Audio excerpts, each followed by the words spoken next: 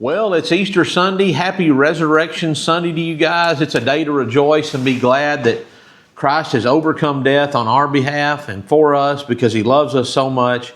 And we get to celebrate that today as we embark on the day. So happy Resurrection Sunday to you.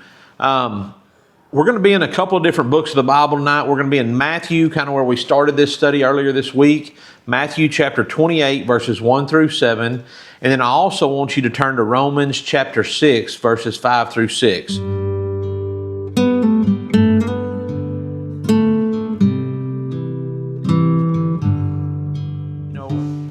We don't have enough time in this 3 or 4 minutes to talk about everything that's going on today, but what we're going to pick up on is, yesterday we left with Jesus was in His tomb.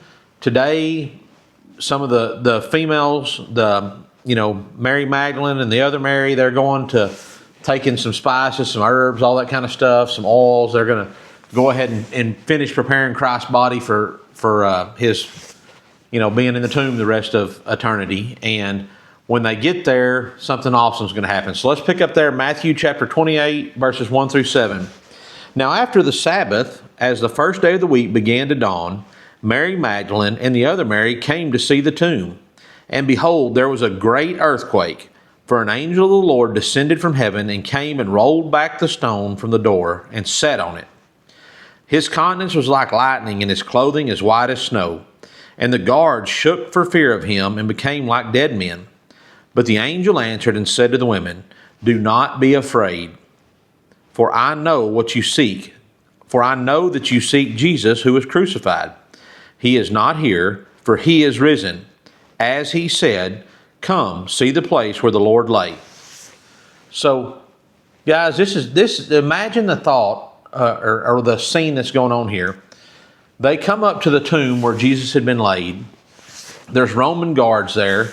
And you might ask, well, why would the Romans put guards around some, basically nobody? Well, the Jewish leaders had came to the Roman guards and said, "Hey guys, here's what we need.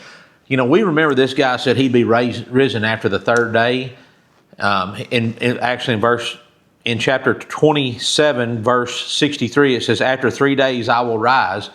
He said, just so that His disciples, these people, these followers of His don't come and steal the body, just to give Him that, like it actually happened. Would you put a guard there to make sure nothing like that happens? So Pilate says, yeah, here they are. Just take them, get what you need. I'm tired of messing with y'all. So that's a pretty significant thing because, number one, nobody would challenge the Roman guards that were there to try to steal this body.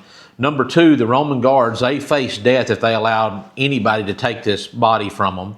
And they wouldn't lie about it because if they went in there and said, "Hey, we didn't see anything," it was like, well, what were you doing there? Sleeping? So it's very significant that we see that these Roman guards were there and that they saw this angel come and do this. But more so than that, what I want you to get out of this is Christ overcame death for us. And He's the only one that could do it because, you may say, Cody, well, there's other people that are risen from the dead. Yeah, like Lazarus. Let's take him, for instance. But he died again. Christ never is going to die again. That's what's important, is that Christ overcame death forever. I want you to turn with me now to Romans chapter 6, verses 5 and 6. And this is Paul talking, and this is what he says. It says, "For if we have been united together in the likeness of His death, certainly we will also shall be in the likeness of His resurrection.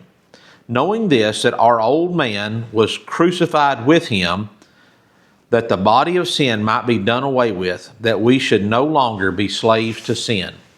What Paul's saying there is that, guys, what we have to look forward to is that even though we're sinful in our flesh here on earth, and it happens every day, and if you read Paul, he talks about, man, what I don't want to do, I do, and the things that I do want to do, I don't do. Our flesh is sinful, and it's going to sin every single day. But our soul has been saved by Christ. Our spirit has been saved by Christ.